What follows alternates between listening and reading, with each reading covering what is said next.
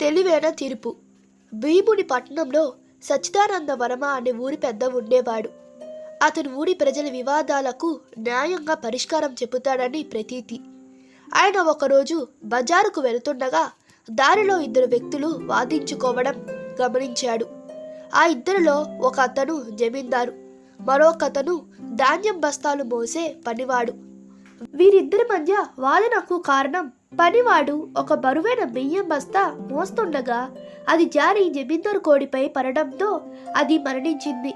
దాంతో జమీందారు ఆ పనివాడితో, అన్యాయంగా నా కోడిని చంపేశావు, ఆ కోడి కనీసం ఇంకో సంవత్సరంలో ఎన్ని గుడ్లు పెట్టేదో అంత వెల చెల్లించు అన్నాడు.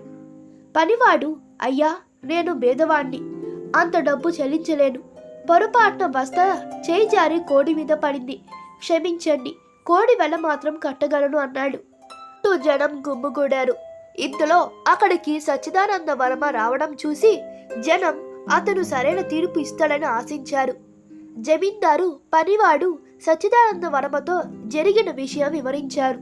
కాసేపు ఆలోచించి సచ్చిదానంద వర్మ, జమీందారు వాదన సరైనదే, పనివాడు అతనికి కోడి వెల, సంవత్సరమంతా రాబోయే గుడ్లు వెల కలిపి మొత్తం 100 రూపాయలు చెల్లించవలసిందే అని చెప్పాడు. అది విని అక్కడున్న వారంతా ఆశ్చర్యపోయారు. వారికి అతని తీర్పు అన్యాయంగా అనిపించింది. పనివాడు ఎంతో నిరాశపడ్డాడు. సచ్చిదానంద వర్మ నా తీర్పు ఇంకా ముగించలేదు అని కొనసాగించాడు. జమీందారుతో, కోడి గుడ్లు పెట్టాలంటే నువ్వు దానికి ధాన్యం పెట్టాలిగా, మరి 1 సంవత్సరంలో నీ కోడి ఎంత ధాన్యం తినేది అని అడిగాడు.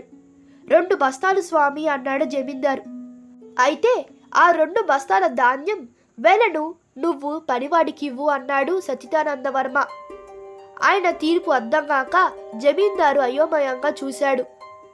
ఏమీ లేదు, రాబోయే సంవత్సరంలో నీ కోడి ఇవ్వబోయే లాభం నువ్వు ఆశిస్తున్నావు, మరి సంవత్సరమంతా కోడికి నువ్వు పెట్టే ఖర్చు ఏమవుతుంది?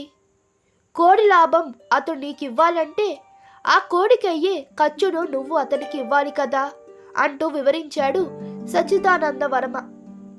2 బస్తాల ధాన్యం వెలను తనకు రాబోయే 100 రూపాయల కంటే ఎక్కువ అని గ్రహించాడు జమీందారు.